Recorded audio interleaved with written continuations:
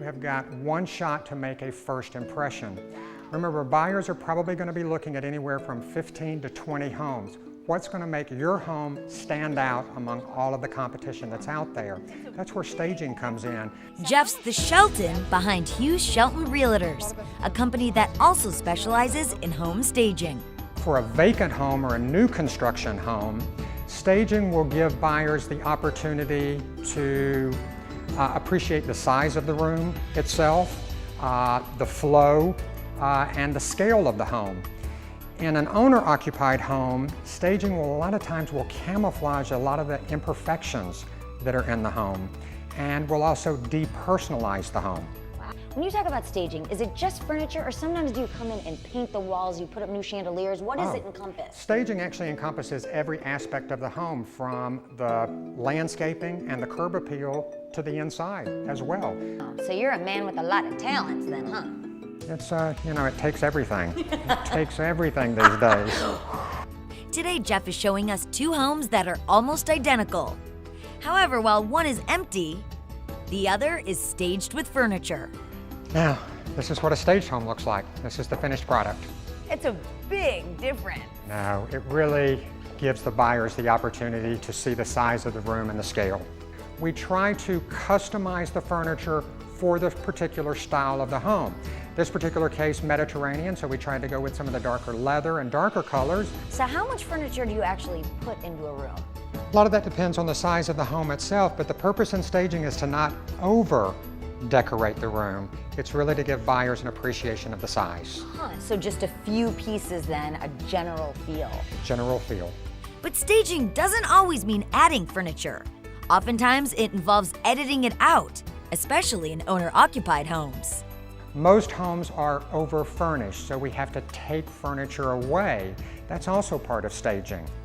Well, actually, you can see in this particular case, less is more. We actually decluttered the kitchen, removing a lot of the things that were here to showcase the kitchen. This is the dining room. It is. Now, my challenge in this room is the room itself is somewhat odd as far as shape, so thus we went with the round table, added the beautiful chandelier, which draws the attention up to the beautiful coffered ceilings, and then added this beautiful bureau, which again shows the height. Just a few key pieces of furniture transform an unusually small living room for the size of the house to a more appropriate space for the residents. And one of the things that you'll notice is I never add window treatments because drapes are such a personal taste item that I don't want to dictate. Home staging ranges from $300 to $10,000, depending on the job. Typically, the most important rooms are staged: the dining room, the living room, master bedroom, and kitchen. And research shows that oftentimes, staging sells. I think the latest statistic that just came out, one in 4 homes in the United States are now staged. More importantly, staged homes sell at 6.9% at a higher asking price, and a staged home usually sells in 33 days less than a vacant or unstaged home. It's less intrusive as far as the number of buyers that are probably going to have to come through your home, and ultimately it's going to get the home sold.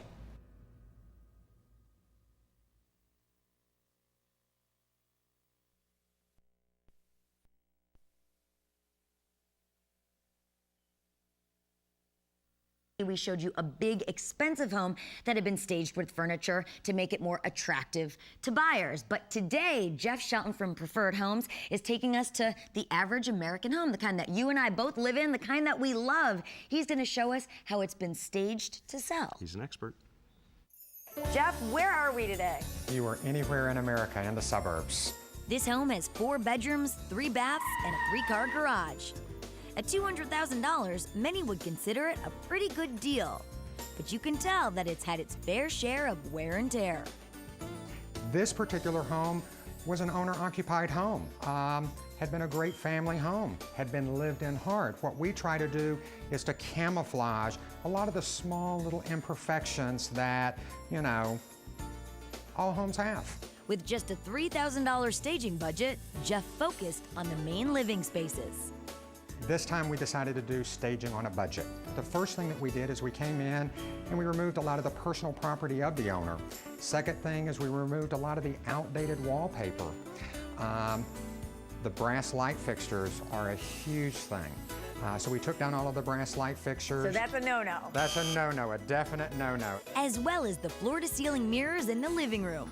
Which in theory is a good concept. It does make a small room look larger, but when a home is vacant, the only thing that stands out are the floor-to-ceiling mirrors. Once the mirrors were out, Jeff had a clean palette to work with.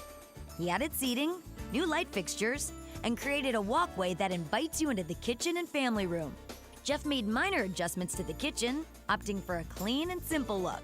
Staging a home is not renovating or remodeling a home. What we're trying to do is when someone walks in, we don't want their attention immediately taken down to the tile. So what we try to do is to create a nice visual for people to immediately start looking up. Then they're not going to notice the tile or the worn carpet as much. This is a great room. The problem that all buyers have had in this is it was a family room that almost had a tunnel effect. They really couldn't get an appreciation of the size of the room. We thought it was important to put a couch, multiple sitting areas, and the focus of this room is actually this large entertainment center. To show the scale. To show the scale and to show the ceiling height. You do have high ceilings, I do like that. It's one of the nice features of the home. Our staging expert played up that feature in the master bedroom as well. You can really tell there are tall ceilings in here. Yeah, ceiling height in the master was real important. Thus is why we tried to hang a modern picture, putting a little bit up to showcase the ceiling height. The other thing we did in this room was remove the heavy fabric curtains that were up. So again, to make the room a little bit more light and bright. Oversized furniture highlights the large size of the room, and the area rug hides signs of a well-worn carpet. The average buyer won't even realize that you're just masking some of the problem areas. Exactly, and most people are going to replace carpet anyway. Here's a quick recap. Remove personal clutter, pictures, and trinkets. Also, you can add new paint and light fixtures. Then it's bringing in the furniture that's going to enhance the house itself. And oftentimes, you can buy the furniture with the home as well. Well, that's true. And a lot of people think, why do I want to spend the money on staging? But if you think about it, one extra month on the market not being sold, that's a $2,000 mortgage payment or so. It's really true. And actually, this home had been just sitting on the market for a year. Not a lot of lookers, not a lot of buyers, obviously. And then once it got staged, it went under contract. Wow, that with is the pretty furniture cool. too. Very cool. All right. For more details on home staging, go to daytimeonline.tv and click on web links. And we'll be right back. So please stay with Daytime.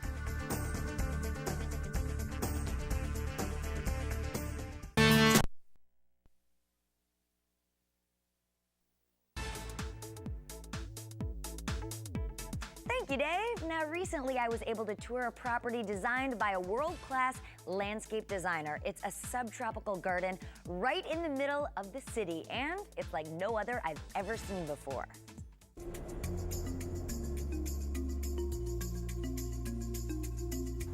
Part of Raymond's product is to let the wild be wild. And so this is not that manicured, it's not that clipped. But that's not to say that landscape designer Raymond Jungle's work isn't designed to achieve a specific look. He just gives his projects room to grow. Talent, he has taken where an artist may paint or sculpt, he does it with plants in the garden.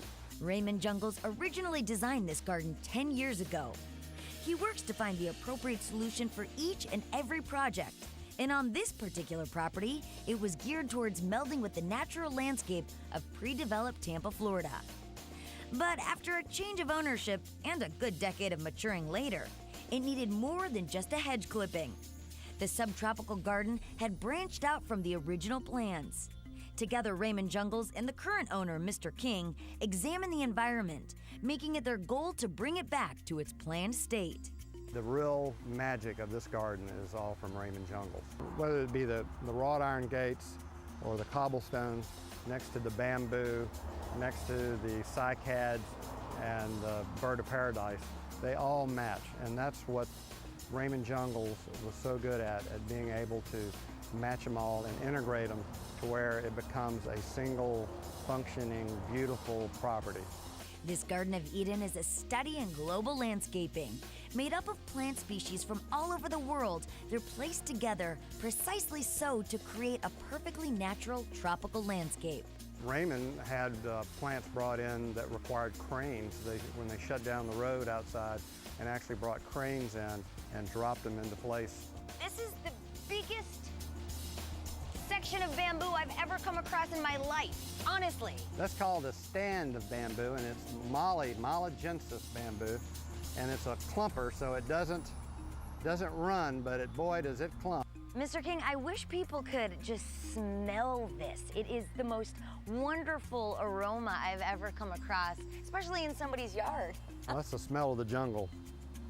Raymond Jungles or just the jungle here?